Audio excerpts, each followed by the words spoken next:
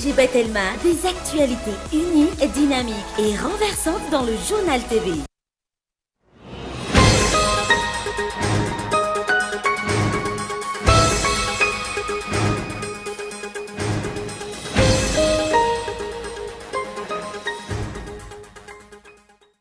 Nisokatra afaka andehanan'ireo fiarabe nanomboka androany ny lalana ny Moramanga.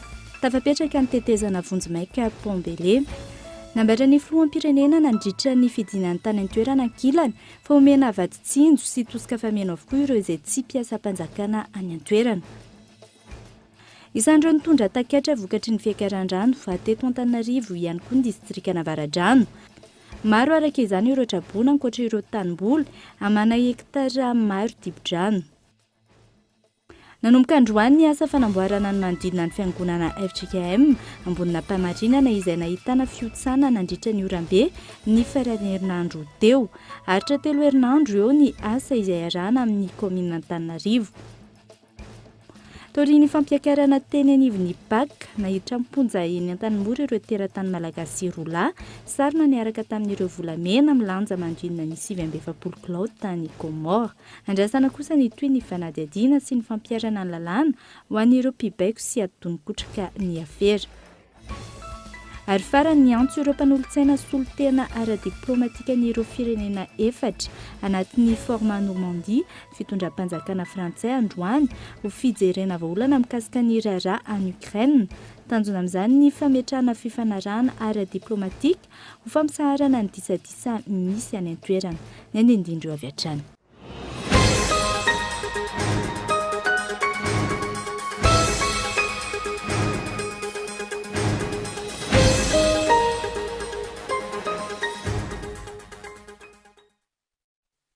Manatitra ny arahaba tomboko lahy sy tomboko vavy tonga soa indray atao anaty fotoanan'ny fampahalalam-baovao amin'ity alina ity. Aty am-piandohana dia atsaiko ampanajana sady ianao hanaraka ny atsipiriam-baovao hatramin'ny farany. Fahanomboana izany dia nisokatra afaka andehanan'ireo fiarabe nanomboka tamin'ity androany ity lalana ny Moramanga. Tafapetraka ny tetezana vonjimaika Pombele nidina tany antoerana anjery izany ny filohan'ny Repoblika. Nambarany tamin'izany fa omena vatitsinjo tosika fameno avokoa ireo izay tsy mpiasa mpanjakana any antoerana.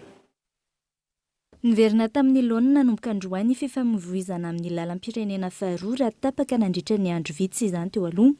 Vitan'ny Pombele na ny tetezana vonjimaika napetraka afaka mandeha amin'ny alalan'ireo fiara lehibe. Androany zany tsika tonga eto amin'ity toerana ity dia anokatra amin'ity lalana zany mba ampiaina indray aloha manapahita ny vahaolana maritra aloha dia mba ampiaina sy andefasana an'ireo entana rehetrarehetra izay ilainy vahoaka malagasy ary ampiverina amin'ny laoniny tsikelikely ny fiainana andavanandro ny vahoaka iray manontolo. Tsy mora ny miatrika an'izao avona tiantsika izao fa tsika koa dia tsy kivy fa miatrika ary mitondra vahaolana amin'ny zavatra rehetrarehetra vao maly ny hitanareo ngamba nandeha vedety tany Tsimondrano tany. Androany hitanareo eto indray raha riva dia mety hitanareo any amin'ny toerana hafa indray satria izay ny zavatra ilaina. Nijery ny fanarenana ny tohadrano izay vaky tao Ambody Akondro ihany koa ny tena nandritra ny fitsidiana androany. Nambarany fa hiverina amin'ny laona ny famatsiana rano any an-toerana. Ankoatra izay, nilaza ihany koa ny filohan'ny Repoblika fa maro ireo asa mbola ho atao any Moramanga. Izy ankoatra izay ny fanampiana ny rehetra manoloana izao loza nateraky ny rivo-doza izao. Betsaka sika ny sahirana ankehitriny, betsaka ny ravatrano, betsaka ny tsy manan-kelofana, betsaka ihany koa ny tsy ampy fivelomana. Ka zay ny zavatra ho ataontsika hoe anisany ho ataontsika izany eto Moramanga nisy fanampiana manokana, izany hoe ny tosika fameno sy mivaditsinjo. Tsy asiana tsony hoe olona manana trano tsaratsara dia tsy mahazo, fa ny olona mba hoe olona miasa tsara ihany tsy mahazo zany, fa ny olona izay tsy manana fotobivelomana ara-panjakana dia omena avokoa zany. Zay mba omena daholo ny olona rehetrarehetra. Tsy tosika fameno ihany fa mbola ampiana vaditsinjo ihany koa, zany hoe vary, menaka sady mena vola zany nareo mena sakafo satria sahirantsika izao. Mazaka hatrany amin'ny 20 taona ity tetezana vonjimaika napetraka ity izay mirefy 20 metatra irany fanazavana.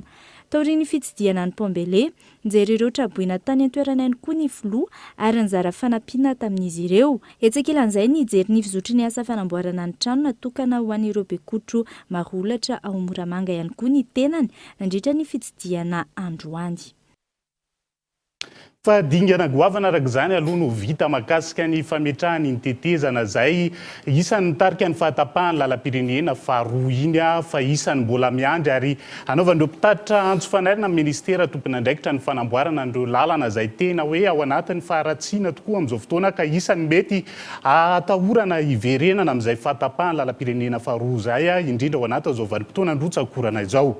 Fa efa nahitana fihenana kely ny renirano Kopa sy Sony ary mamba amin'izao fotoana izao saingy mbola mitoetra hatrany ny loza mitatao na loko mena amin'ireo renirano ireo araka ny tatitra avy amin'ny Apipa hatramin'ny ariva teo. Mbola mitoetra hatrany ihany koa ny fampitandremana ho an'ireo komuna manodidina ny renirano. Mbola mitoetra hatrany ny filazana loza mitatao mena ho an'ny lemaka Antananarivo izay lalovan'ny renirano Kopa sy mamba ary Sisony. Raha ampitaina ny fiakaran'ny rano tamin'ny 15 janoary lasa teo amin'ny androany amin'ny filazana avy amin'ny Apipa ny maraina tokony tamin'ny 7 dia 3.4 metatra ny avin'ny Sisony eo amin'ny marodrefy ny Apitatafika ny maraina teo raha toka 3.12 metatra ny avin'ny Sisony eo amin'ny marodrefy ny Apitatafika ny 15 janoary lasa teo. Ho an'ny renirano Kopa 4.12 metatra ny ahavon'ny Kopa eo amin'ny marodrefy ny Ambomanambola ny maraina teo raha toka 4.17 metatra izany ny 15 janoary. Raha jerena indray ny teo amin'ny marodrefy ny Nanozato tafiakatra 3.7 metatra raha toka mbola 3.40 metatra izany ny 15 janoary. Raha ny mahakasika ny renirano Mamba 2.70 metatra ny havony eo amin'ny marodrefy Ambodro ny maraina teo raha toka mbola 3.4 metatra izany ny 15 janoary. Raha ny tatitra nivoaka ny ariva teo raha teo amin'ny marodrefy Apitatafika 3.17 metatra ny havony Sisony ny ariva teo raha toka mbola 3.17 metatra ny havony ny 15 janoary lasa teo. Ho an'ny renirano Kopa 3.80 metatra ny havony Kopa eo amin'ny marodrefy Ambomanambola ny ariva teo raha toka 4.17 metatra izany ny 15 janoary. 2.70 metatra kosa ny havony renirano Kopa eo amin'ny marodrefy Nanozato ny ariva teo raha toka 3.80 metatra izany ny 15 janoary. Raha ny mahakasika ny renirano Mamba 2.20 metatra ny havony eo amin'ny marodrefy Ambodro raha toka 2.80 izany ny 15 janoary.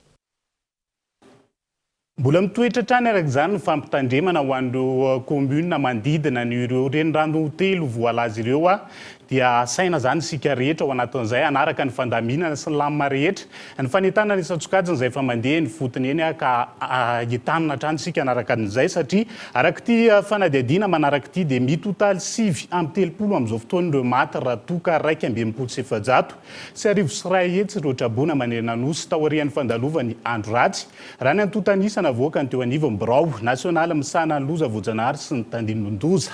Miisa 2.7 arivo kosa ireo toeram-ponenana dibo-drano raha toka 7.50 ireo fantatra fa simba.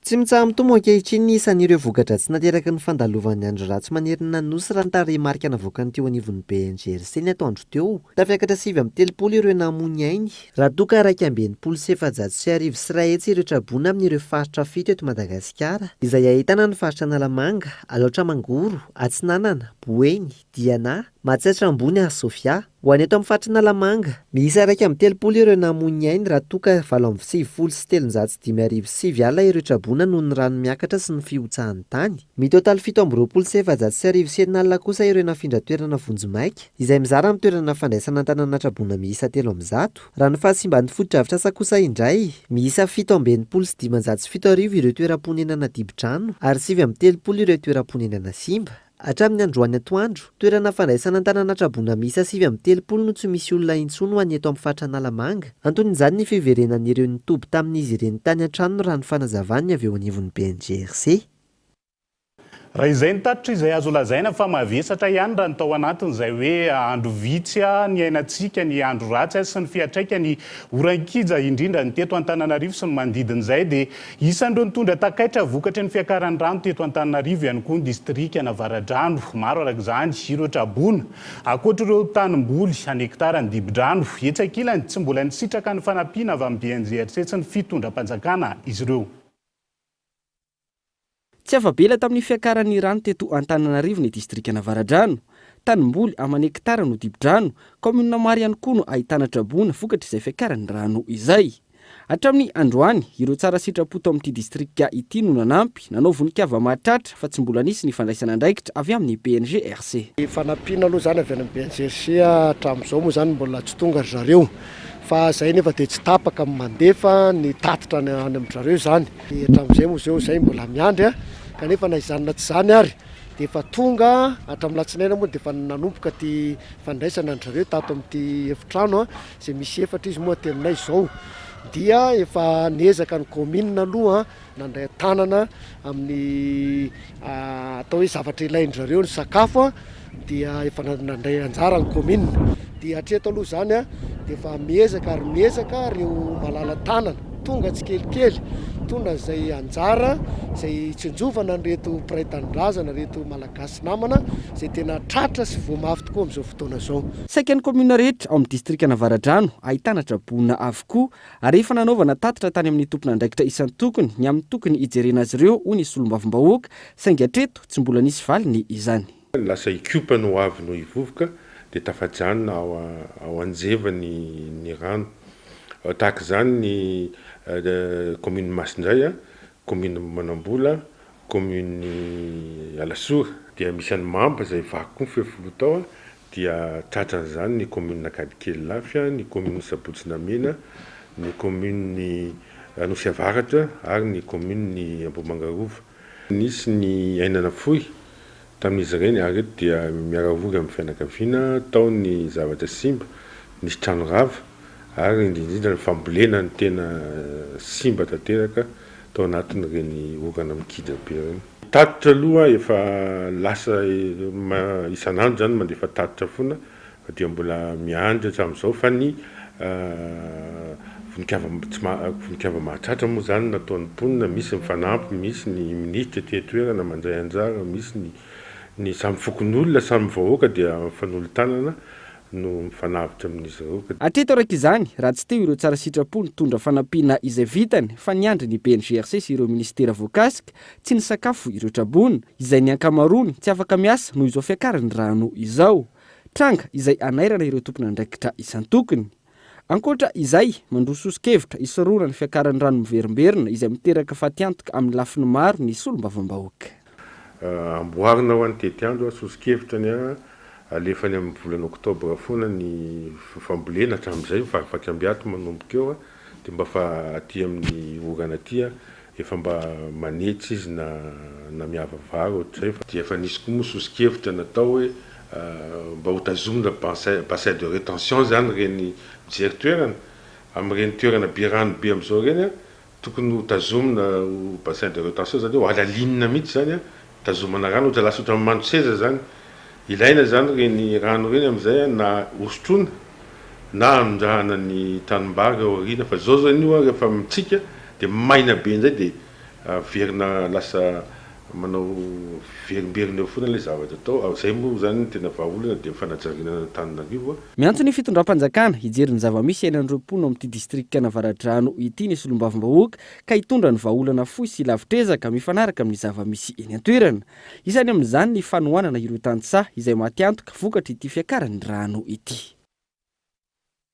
Raha izay ny fiatraika ny andro ratsy tany amin'ny distrikana Avaradrano izay mariako eto fa mbola tsy nahazo fanampiana isan-tsokajiny moa zany raha iny fanadiadiana ny arahana tamin'ny onasaina iny raha toka manao ranolava ny fanampiana isan-tsokajiny any amin'ireo faritra hafa voadona tao anatiny iny andro ratsy iny dia isany fatiantoka goavana ihany koa nateraky ny fahavakisan'ireo fifoloha tao amin'ny distrikana Tsimondrano ny akamaroan'ny mponina ao amin'ity distrikt ity izay mivelona amin'ny fambolena sy ny fiompiana ny akamarony manoloana io tokony izy vahaolana mahatra isorohana ny fahavakisan'ireo fifoloha hoy ny be ny tanàna any an-toerana onona saina trany.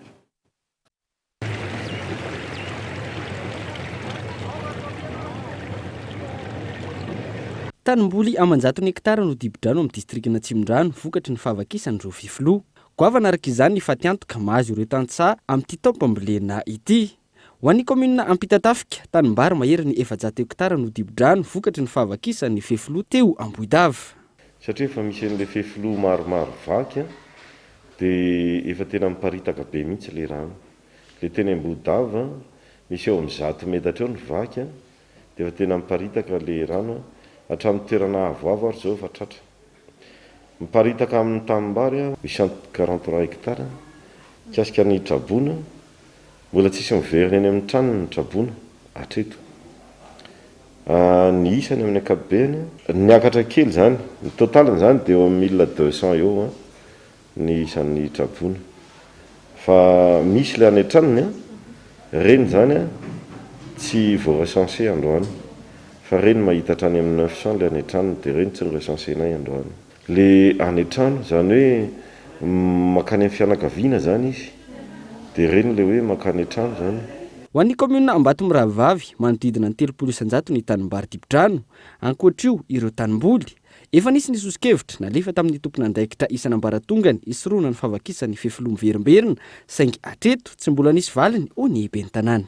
Ary ny vokany moa dia nisy tokoa ny atao hoe voina izay nahafatesana tanora anankiroa zany izay androany moa ny ataony fandevenana. Nakasika an'izay le hoe fisondrotany rano dia tsy ndosiny nentin'ny rano zany dia ary niteraka fahafatesana le izy. Ataontsika raha tombanana tsotsotra angamba dia any mety hoe 300 isanjato any satria ny faritra andrefa ny Ambatomirahavavy ity dia tena sarony ny vary aloha amin'izao fotoana zao. Efa nanaovana Antsoavo eo anivon'ny fitondram-panjakana izay misy aty amin'ny faritra. Misy moa zany atao hoe lemakandrombo dia ny fanajariana zany ny tena azo atao ny fefiloha fanokafana n'ireny atao hoe lalan-drano sy ny lakan-drano-panjakana goavana reny izay mandalo amin'ity komina ity no vahaolana indrindra. Ankoatra izay miantso ny rehetra ho mailo hatrany ny tompon'andraikitra isoroana ny loza mety hitranga. Isany amin'izany ireo mponina izay manana ireo trano dibo-drano ahina ianjery izy ireny aorian'ny rotsakorana ka tokony hitandrina ny tsirairay.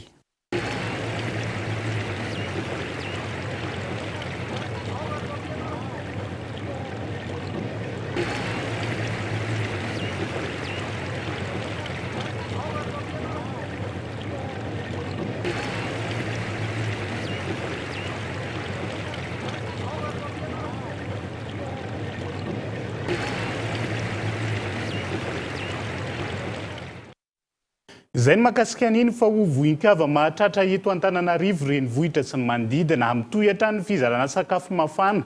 Ho an'ireo Trabona ataony fikambanana fity fokontany misy 5 no izarana sakafo sy omena fitsaboana manakaiky vahoaka ahafahana manao fizahampahasalamana maimaimpona sy hanomezana fanafody ireo olona raisina an-tanana amin'ireo toerana ireo ga eto Andriatsilavo. Nanomboka ny alakamisy 20 janoary 2024 lasa teo no efa nizara sakafo mafana andro manalina sy nanampy ireo Traboina amin'ny fokontany 5 ankoron-drano an-dranomahery, ankoron-drano antsinanana, ankoron-drano andrefana, tsaramasay sy akazomanga, andraharo mitoby ao amin'ny kianja mitafo ankoron-drano, EPP ankoron-drano, EPP Tanimena sy ny CEG Tanimena ny fikambanana fity izay tarihy ny vadin'ny filohan'ny Repoblika Ramatomialy Rajoelina. Kobahaina ho an'ny ankizy mitotaly 700 sakafo mafana isaky ny atoandro mitotaly 220 sakafo mafana isaky ny hariva mitotaly 220.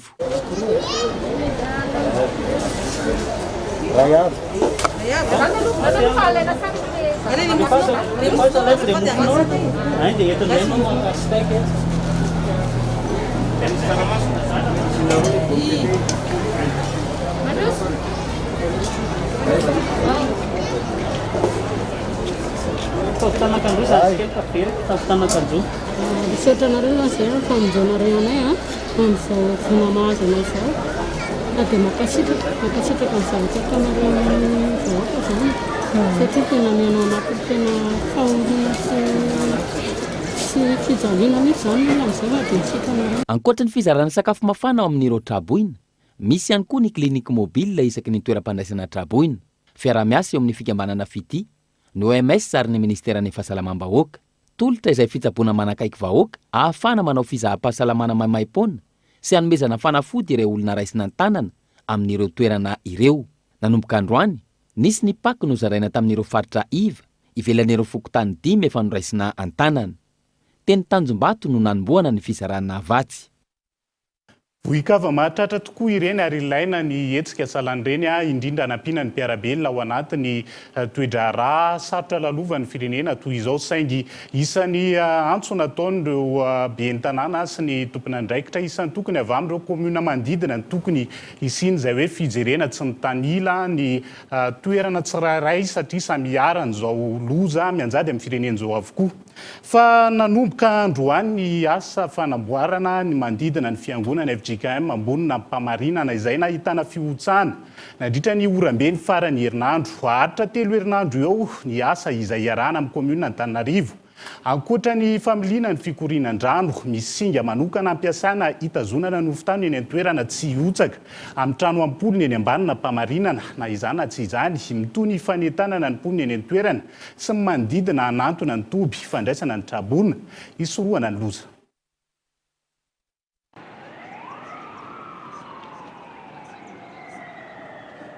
Tafiditra anatin'ny toerana nametrahana saina mena izany hoe voasokajy fatra mena mitrangana fihotsahan-tany manodidina ny fiangonana FJKM ambonina mpamarinana.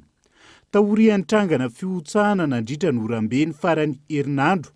Nanomboka androany ny fanamboarana hisorohana ny loza. Misy fihotsahan-tany ao atrimon'ny fiangonana izay tany bebe ihany fa tsy kely akory. Dia ny lavondry izay tamin'ny manam-pahefana tany amin'ny komina dia namaly zareo. Dia androany no manomboka ny asa.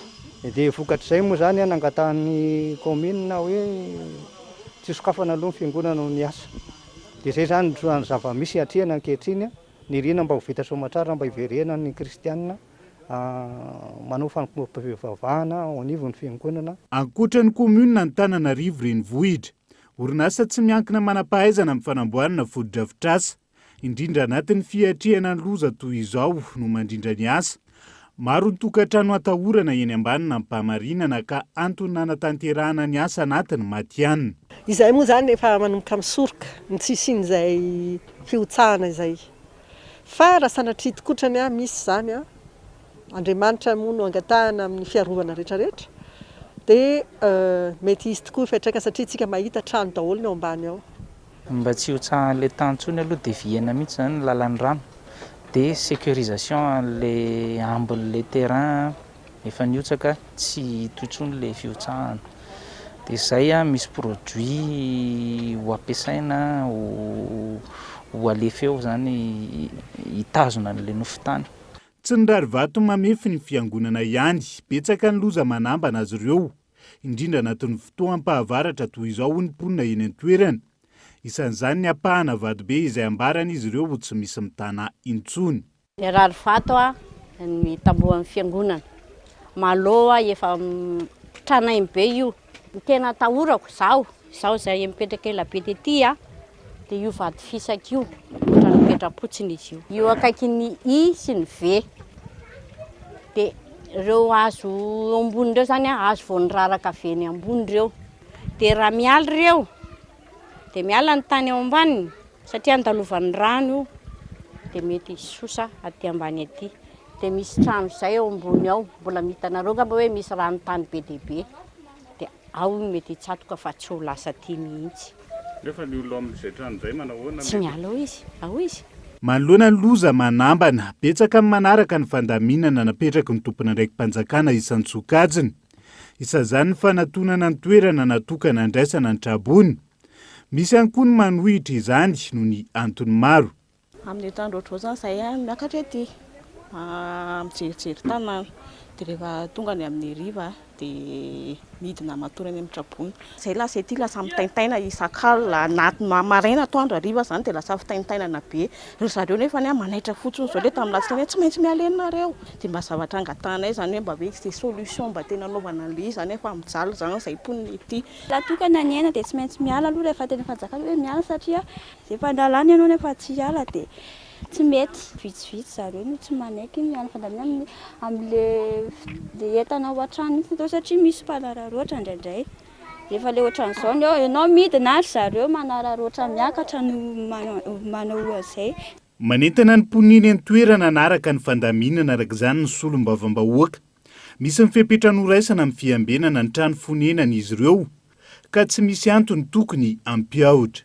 Dia misy ny mesure d'accompagnement izay ampiarahana aminy ary misy ihany koa ny assurance izay omena an'le olona hoe tsy ho hisy angalatra ny entanareo jereo ity tena azavaina amin'olona ka izay zany mahatonga anay tompona andraikitra amin'ny hoe solombavam-bahoaka anay akaiky ny vahoaka miara-miasa amin'ny fokotany ka ny fokotany irery ihany no anisany afaka mandresy lahatra sy miresaka amin'ireny reny ponina eo amin'ny fokotany misy anazy ireny.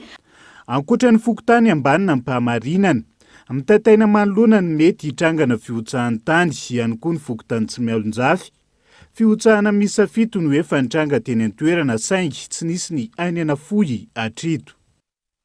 Izay aloha zany ny zava-misy atahorana amin'ny fihotsahan'ny tany any amin'ny ireo toerana ambany ny faritra avo moa zany rehefa miaina ny ataontsika hoe fiakaran'ny rano eny amin'ireo toerana azo lazaina hoe ambany izay efa dobo-drano tanteraka ny ankamaroany amin'izao fotoan'izao fa araka ity fanadihadiana avy any Antsirabe ity kosa indray dia miaina ao anatin'ny délestage tournant na ny fahatapahan-jiro mihodina ora iray isan'andro ny mponina ao Antsirabe amin'izao fotoan'izao noho ny fiantraikany fahasimban'ny toby mpamokatra herinaratra ny orinasa jirama ao Andekaleka.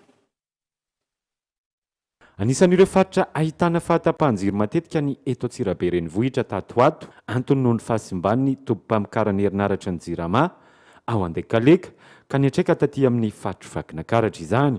Araka izany dia tsy maintsy miditra amin'ny délestage tournant na ny fahatapahan-jiro mifandimby ireo fokotany rehetra eto Antsirabe renivohitra amin'izao fotoan'izao ary maharitra ora iray eo ny fahatapahana izay manodidina amin'ny 9 ka hatramin'ny 7 ora alina raha ny falazavan'ny talen'ny jirama aty atoerana. Raha amin'izao fotoan'izao aloha zany dia tena hoe miaina ao anatin'ny délestage tsika izay tsara marihana eto fa ny faritra Antsirabe dia tafiditra ao anatin'ny réseau interconnecté d'Antananarivo izany hoe rehefa tsy ampy vokatra ao Antananarivo zany dia misy fiantraikany ihany koa izy aty Antsirabe. Isan'andronandro antsika dia manao délestage manomboka hatramin'ny 9 eo ka hatramin'ny 7. Izy io moa zany tsy hoe fahatapahana tanteraka ho an'ny faritra reto Antsirabe fa ilay ilazanay anazy moa ilay hoe délestage tournant izay ezahanay zany ampifandimbiasana ilay izy. Na izany atsany kosa nefany dia mbola ao anatin'ny fotoanan'ny fisian'ny valanaretina Covid tsika amin'izao fotoan'izao dia anisan'ny faritra izay tsy tapahanay mihitsy zany ireo faritra misy ny hôpitaly izany hoe ilay ataontsika hoe site stratégique zany ao anatin'izay ihany koa ny fonja sy izay tafiditra manodidina an'izay mifandraika amin'ny fandriam-pahalemana. Tafiditra ao anatin'izao fahatapahan-jiro izao ihany koa ny fanatsarana ny tambajotra izay mampifandray Antsirabe sy Antananarivo amin'ny alalan'ny fanoloana ireo andro-jiro ka miezaka ny mahaleo tena tanteraka ny eto Antsirabe rehefa andro alahady. Ny fatapahana isaky ny alahady moa zany aloha dia mbola ataoko hoe mbola lavalava ihany satria misy moa ny atao hoe priorité zéro dia arakaraka an'izay ilay izy araka ny hoe efa tena fahasimbana dia mbola amin'izao fotoan'izao ary zany tsika izao mbola mampiditra ny priorité zéro satria misy koa ny fotoana zany indrindra taorian'ny fijanonan'ny famokarana tany Andekaleka dia nisy fotoana zany amin'ny andro alahady tsy misy izy io dia ireny rehetrarehetra ireny zany mbola mila enjehina daholo fa ny tiako tenena zany mbola maharitra izy io satria hitantsika angamba na aty Andraikiba ary mbola eo daholo le poteau rehetrarehetra izay mbola entina hanoloana anazy mbola misy maromaro fa dia mbola hita hoe mbola haritra izy io zany amin'ity taona ity fa kosany tsy dia ho sahirana be ohatrany tamin'ny herintaonantsika. Araka izany dia efa misy ny tetikasa ho an'ity taona 2024 ity ho fampitomboana sy fanatsarana ary fanamafisana ny toby mpamokarana herinaratra eto Antsirabe ho an'ny eto Ambalavato izay mamokatra herinaratra amin'ny alalan'ny menaka mavesatra. Izay no entana mamarana ny tapany voalohany fampahalalam-baovao isentokely ao anaty dokam-barotritsika. Azo adimy fa ao anatin'ny tapany faharoa no anarahana ny fanadihadiana mahakasika ny trabona sy ny valanaretina Covid-19 izany hoe tsy niresaka fahasahiranana manoloana ny fiakaran'ny rano amin'izao fotoan'izao ihany fa eo ihany koa ny Covid izay mbola mitoetra ho antsika rehetra fa tsy ny trabona ihany eo ihany koa ny raharaha volamena sivy amby 70 kilao sarina tatsy Komoro sy ny maresaka iray sa-pirenena mandrapitafa vetivety.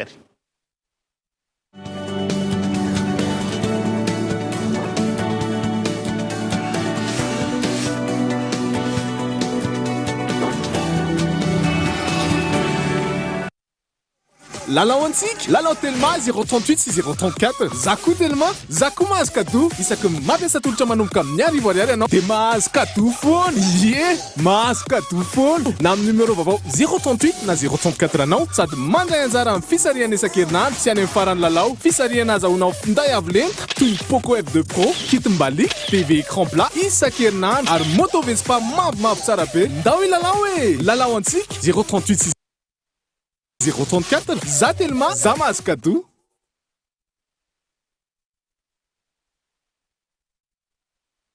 Moi, j'ai ma passion. En tant qu'étudiante, étudier à distance me permet aussi de réaliser d'autres activités. En termes de qualité ou de professionnalisme, je mise pour le CNAM. Nos diplômes sont sanctionnés par un diplôme d'État français de renommée internationale et est reconnu par la fonction publique. Maintenant, choisissez parmi nos formations et rejoignez-nous.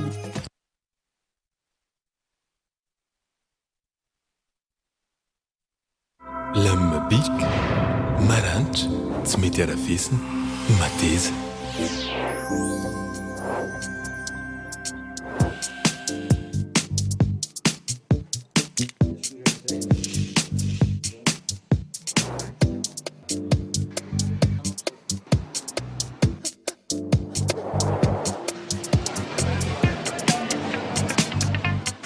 Bic isan'andro.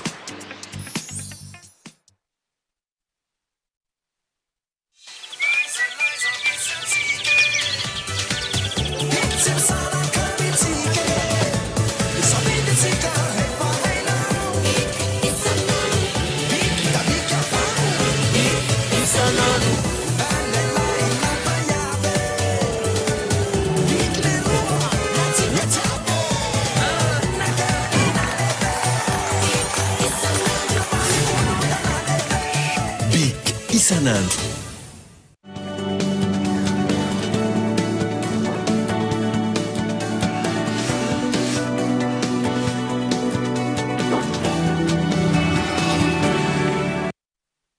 Anohizana ny fampalalam-baovao amin'ity ala ity dia miisa efatra ny traboana tratry ny Covid-19 ka manaraka fitsaboana eny amin'ny village voara Omaly. Araka ny nambarany teo anivo ministera ny fahasalamana namafisana ny fandraisana antanan'ireo traboana marary mikasika ny fanaovam-bakisiny nanomboka tamin'ny herinandro kosa ny fanatanterahana ny dozy booster manerana ny distrika Malo. Misy amin'ireo traboina no tratry ny Covid-19 araka ny tatitra avy amin'ny ministeran'ny fahasalamana androany ho an'ny Omaly. Misa efatra ireo voamarina fa tratry ny Covid-19 rehefa tonga teny amin'ny village voara. Efa raisina antanana avokoa izy ireo ary manaraka fitsaboana eny amin'ny village voaran-dotapenaka. Tsy no resantsika eny amin'iren'ilay toby misy an'iren'ilay traboana ny ilazantsika azy dia efa misy ny fandraisana tanana marary.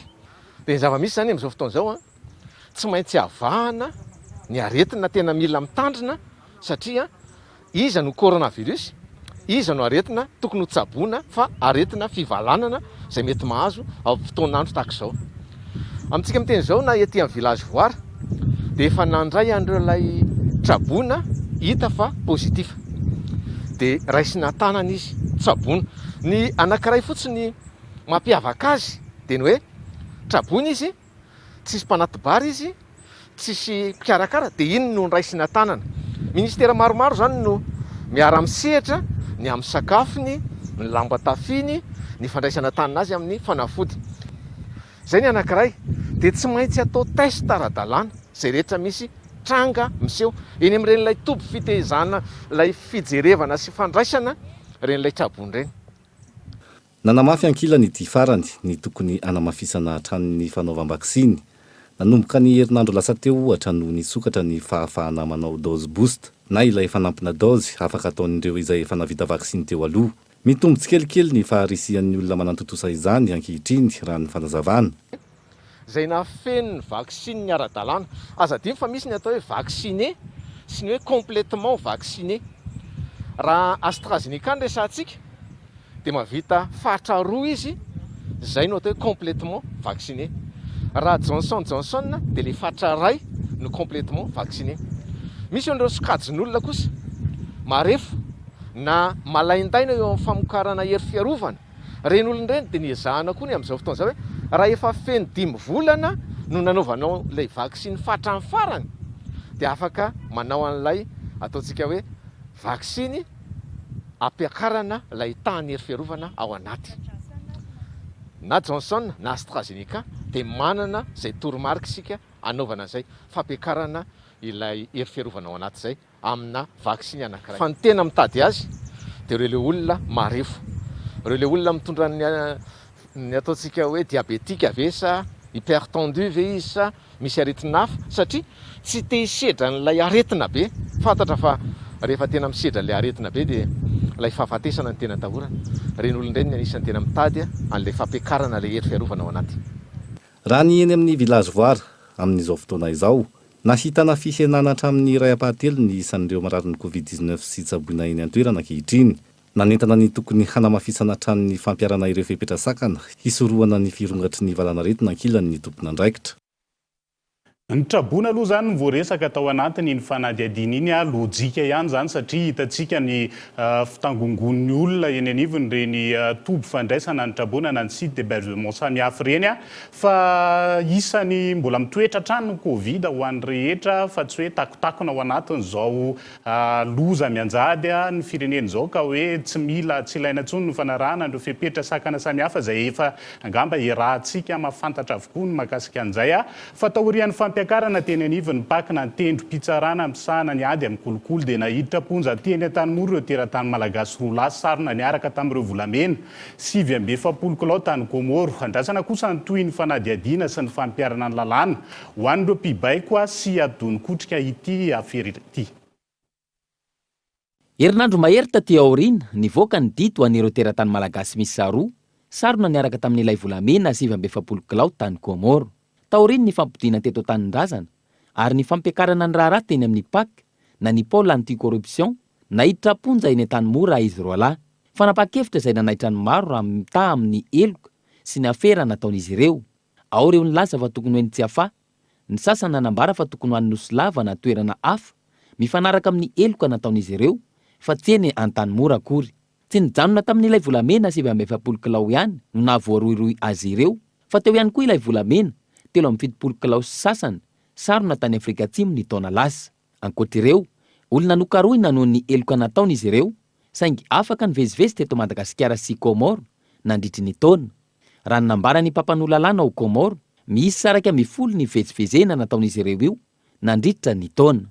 Ankoatra ny fampidiana ireo volamena 770 kilao, manintona ny sainy maro ny toy ny fanadihadiana ka anasaziana ireo atidony kotrika sy mpibaiko ireo mpanao trafika ny harem-pirenena ireo.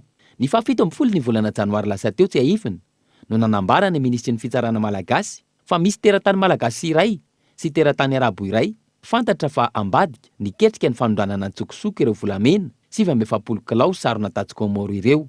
Nambarany tamin'ny hoandro io ihany koa fa mitoy ny fanadihadiana sy ny fiaraha-miasa eo amin'ny Madagasikara sy Komoro mikasika ity raharaha ity na eo amin'ny fikarohana ireo tompon'antoka na eo amin'ny fangatahana fampodiana ireo volamena. Andrasana araka izany ny vokatry ny fanadihadiana sy ny toy ny ity raharaha volamena 770 kilao sarona tany Komoro ity. Izay foana aloha zany zava-misy eto amin'ny firenena hatreto ireo mpanatanteraka amin'ireo raharaha samihafa amin'ireo afera sy trafika samihafa eto amin'ny firenena no miantoka ary tratra fara amin'izao fampidiana ponja zao fa ireo commanditaire zany hoe ireo adony kotrika amin'ireo afera samihafa dia saika hoe tsy na ny raharaha sy ny fanenjehana samihafa raha saika tsy hita hatramin'izao fotoana izao. Fa 9 janoary 7 lundi noir feno 13 taona katroka androany ilay daty manatantara tsy azo kosehana teto firenena. Hetsika lehibe ny siny raha mandrika teto amin'ny firenena ary siny hetsy-bahoaka ihany koa. 12 taona lasa izay tsy maty ao an-tsain'ny rehetra ny herisetra ny tranga ny daty ny 9 janoary 2020 alatsinainy mainty na lundi noir vaninandro manatantara teo amin'ny raharam-pirenena indrindra fa teo amin'ny fihetsiketsehana revolisiona volomboasary izay notariry ny filohan'ny tetezamita tamin'izany ary anisany mbola nanamarika ihany koa ny alatsinainy mainty ho an'ireo pomba ny filoha teo aloha Marc Ravalomanana tamin'ny alalan'ny fifandonana teo amin'ny sampanohana ny andaniny sy ny ankilany.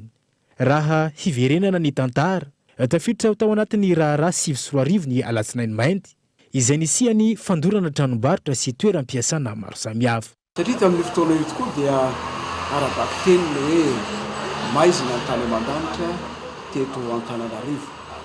Satria misy ny faharavan-javatra maro, toerana maro zay may kila ho tontolon'ny hafa tamin'izany fotoana zany. Ny tsaroko indrindra dia teo aloha namay ny tranon'ny radio-pirenena Telenosy sy ny télévision-pirenena Teletoerana. Ary teo ihany koa ny nahamaizan'ny orinasa maro tamin'izany fotoana zany ary toeram-pivarotana maro samihafa zay nisy namaky. Tokony ahay akalesina lehibe manoloana ny zava-misy eto amin'ny firenena izay efa nampikirosofana ny fiainam-bahoaka ny mpitondra fanjakana mba tsy hiverena ny zava-misy tahaka ireny raha ny nambarana. Tokony mbola miverina ve ny zavatra tahaka an'ireny na mbola tokony ho atao ve ny zavatra tahaka an'ireny amin'izao fotoana izao. Everitra fa tsy mety ny mbola hiverena ny toe-javatra sahala amin'ireny eto amin'ny fiainan'ny firenena. Ary na ny talohan'ireny aza dia verina fa nitera-doza ho amin'ny firenentsika ny fisian'ny fandravan-javatra tahaka an'ireny. Zavatra tsikaritra mantsy eo amin'ny tantaran'i Madagasikara rehefa misy fihetseham-bahoaka tahaka an'ireny dia saika mifanindry an-dalana amin'ireny foana ny fandravan-javatra.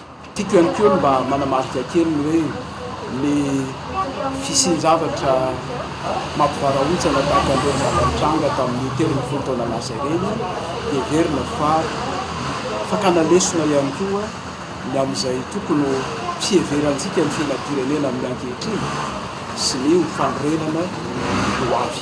70 taona aty aoriana tsy mbola fantatra mazava ny toy ny tirara ity. Ampolony maro no namondy ainy nandritra ny hetsika ary nisy ihany koa ireo tsy hita popoka. Vokatra izay fihetsiketsehana izay hatrany, fananana maro ihany koa no voaroba sy very nandritra izany. Fa mihatsara amin'izao fotoana ny fifandraisana eo amin'ny Inde sy Madagasikara hoy ny mazovoa-indiana Androany ho amafisana ny fiara-miasa eo amin'ny rotonta indrindra amin'ny fanatanterahana ireo tetikasa amin'ireo sehatra maro no marina Androany teny anala mahitsy ny fahatelo ho amin'ny fitopolo taona ny siny Repoblikan'i Inde. Isan'ireo firenena miara-miasa akaiky amin'ny Madagasikara tao anatin'ny taona maro na amin'ny sehatra ara-bahatra na amin'ny fivoarany ara-teknôlôjia Inde raha ny nambaran'ny masoivoany Androany. Andalana ankehitriny ny fanavaozana ny fifanarahana eo amin'ny Inde sy Madagasikara. Laharam-pamenina amin'izany ho amin'ity taona ity ny fifanankalozana traikefa eo amin'ny lafin'ny fambolena, ny fampianarana ary ny fahasalamana. India-Madagascar relations miroborobo ary tsara ankehitriny ny fifandraisana eo amin'ny Inde sy Madagasikara. Miara-miasa mafy ny firenena roa nitonta ankehitriny amin'ny fanatanterahana ireo vina fampandrosoana napetraky ny Madagasikara ho laharam-pahamehana ary ho tanterahina amin'ity taona ity ny fifanaraha-piara-miasa mikasika ny fambolena, ny angovo, ny fahasalamana sy ny fampianarana. the bilateral relations between the two countries. Namafy ny fahavononana any am-piaina Madagasikara i Inde manoloana ny voka-dratsy nateraka ny fandalovan'ny andro ratsy teto amin'ny nosy raha ny nambarany Masivoany. No marinina androany fa 4 Janoary tetsy amin'ny Masivoany Inde ny fahatelo amin'ny 70 taona nahazon'ny Inde ny lalam-panorenany. Tonga nanatrika izany tena nitoerana ireo olo-mpanjakana eto amin'ny firenena, teo koa ireo teratany andianina miasa sy mony eto Madagasikara ary ireo Masivoa maro samihafa. Fa efa manomboka hitam-boka ny ady atao amin'ny Kere any atsimo nosy ny solombavambahoaka Madagasikara voafidy tao Ambovombe Androy. Efa miroso amin'ny fambolena ihany koa ny mponina vokatry ny fisian'ny lotsakorana sy ny masomboly. Raha nandalo ady mafy ny vahoaka tany amin'ny faritra atsimo nosy iny teo aloha, vokatry ny Kere nahazo azy ireo. Efa mifanohitra amin'izany zava-misy any an-toerana amin'izao fotoana izao. Raha nambara ny solombavambahoaka voafidy tao Ambovombe Androy. Efa nisy ny rotsakorana tany amin'ny faritra iny ka nafahan'ireo mponina ny roso tamin'ny fambolena raha ny fanazavana. Azo lazaina fa misy fiovana tsy toy amin'ilay taloha satria efa misy ny efa miakatra ny vokatra any an-toerana. Raha vao misy ranomorana ny any atsimo any dia 2 volana 3 volana dia efa misy vokatra azo hoan'ilay vahoaka ny atsimo. Donc efa mio ary tena mampiova azy koa dia satria mandeha ihany ilay fanampiana ataon'ny fanjakana dia mbola afaka mamboly izy ary dia mbola mahazo fanampiana. Ilay fanampiana iny zao no ividiana ny semence ary zay ngamba no tokony ho hamafisy ny fanjakana ny ministre ny agriculture ny fizarana semence any atsimo any koa satria efa tany izy efa nizaly izy tany tamin'ny misy 2 herinandro lasa zay efa tany ny ministre ny agriculture efa nizara fa tokony ho amafisiny izy taorina nyty ranorana ty satria mamboly daolony eo. Mbola mitohy ihany koa ny fanohizana ireo tetikasa ataon'ny fitondram-panjakana any atoerana izay mahavelo ny mpanantenana ny vahoaka. Akoatran'ireo asa maharitra ataon'ny fanjakana ialana ambokeria dia misy ihany koa ireo mbola mitohy hatram'izao tsika miteny zao mbola mitohy ireo fanampiana ny vahoaka sahirana koa any Atsimoany. Izay azo lazaina hoe fanampiana vonjomaika nefa mbola mitohy ny fanome ny cashemone mbola mitohy any Atsimoany ny projet mionjo mbola mandeha eo andalana mpirosona amin'izao fotoana zao dia heveriko zany fa dia mankahery ny filoham-pirenena raha ny sihitsy ny filoham-pirenena no mijery ny vahoaka n'Antananarivo amin'izao fotoana zao ary tsy mijery fotsiny fa miditra antsehatsa mihitsy. Fototra iray lehibe ahafahana miady amin'ny kere any Atsimon'ny Nosy ny fanazavana. Niady atao amin'ny fivaovan'ny toetrandro ka hisian'ny rotsakorana any amin'ny faritra eny. Efa mirosy ihany koa amin'izao fotoana izao ny fambolekazo any amin'ny faritra maro entina hanatsarana ny tontolo iainana. Hovizaka ihany ny saina raha hoe ny loza amin'izao fotoana indrindra ny Covid sy ny ataontsika hoe ny fiakaran'ny rano eto Antananarivo sy manodidina moa zany mbola hoe ny ampy any kere indray fa iny moa zany dia isan'ny vaovao tsara hoe efa manomboka mihatsara ny toetra rà mahakasika an'izay ady amin'ny kere izay indrindra ho an'ny tapany anosy any amin'ny tapany atsimon'osy fa ny ena ny voka-dratsy nateraka ny andro ratsy teto Antananarivo sy ny manodidina no ny fandraisana fepetra tamin'ireo mponina tany Dimdoza hoy ny teo anivon'ny gendarmerie na izany na tsy izany tokony mailo hatrany ny tsirairay na eo aza ny fiainandrotsakorany. Ankoatra ny teto Antananarivo renivohitra, nisy ireo faritra hafa nandraisany avy anivy ny gendarmerie pirenena fepetra nandritra ny rotsakorana tato anatiny andro maromaro ary nanaovan'izy ireo ihany koa ny fidinana ifotony. Fa nisy ihany koa na ny tany Andekaleka, ny tany Moramanga amin'ny RN2 iny zany fa iny zany no resaka miassurer ny viabilité le axe zay ny tena natao tamin'iny RN2 iny. Dia ny tany Moramanga moa nisy an'le barrage vaky dia nisy olona maromaro lasan'le rano sy le tranon'le olona sima. Zay zany tena intervention natao. Ny tany Moramanga moa zany satria ao misy ny sekoly ambonin'ny gendarmerie pirenena misy mpiofana maromaro any zao dia ireo mpiofana ireo zany anisan'ny tena nandray antanana izay asan'ny gendarmerie zay tamin'ny faritra Moramanga.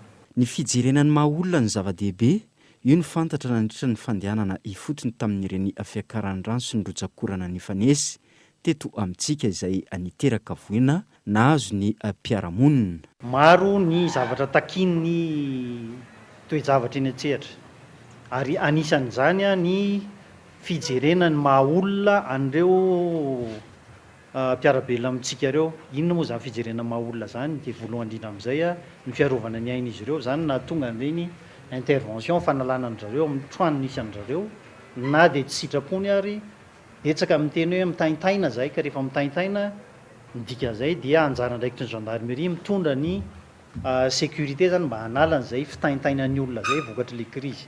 Na eo aza ny fiverenany andro tsara nanomboka androany tokony ho mailo hatrany ireo mponina efa nahazo toromarika amin'izao fiatrena ny andro ratsy izao. Fa ny 12 isanjato ny vehivavy ao amin'ny faritra Itaso no manapa-kevitra amin'ny fampiasana ny vola azony raha toka mahatratra 2.30 isanjato io io manerana nosy ho fanatsarana izany natomboka tamin'ny fomba ofisialy androany ny tetikasa padi andian'ny fatelo izay vatsiny la francophonie avec elle la vola tetikasa miompana amin'ny fampiofanana sy fampitaovan'ireo vehivavy tantsaha anana fahaleovan-tena. Noho ny krizy nateraky ny Covid-19 maro amin'ireo tantsaha no tojo fahasahiranana ary zara raha mahasahana 10 volana isan-taona ny vokatra ny fambolena.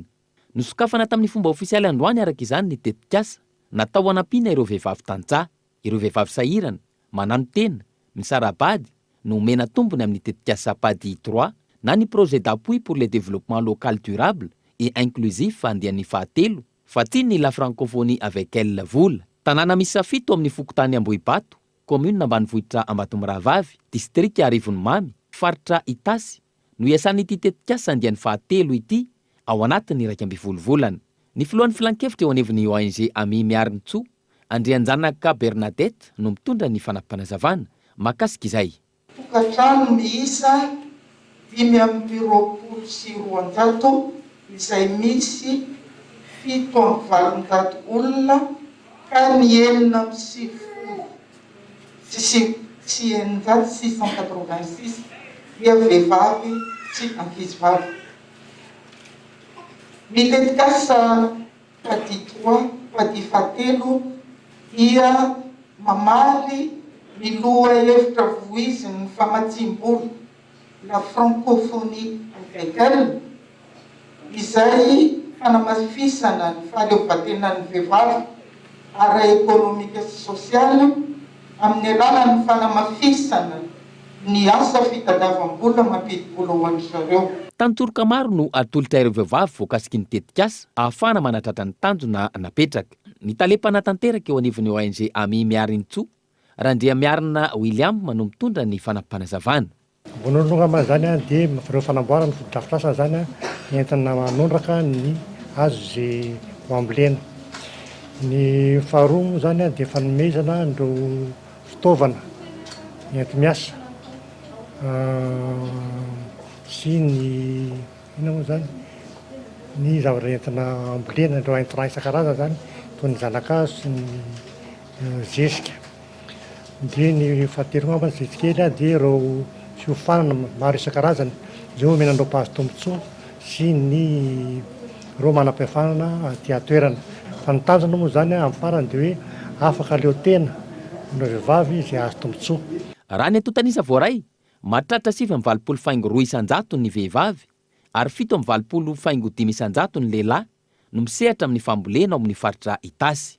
Ny 4,24 isan-jato ny vehivavy mampidi-bola latsaky ny vola ampidirin'ny lehilahy ao an-tokantrano.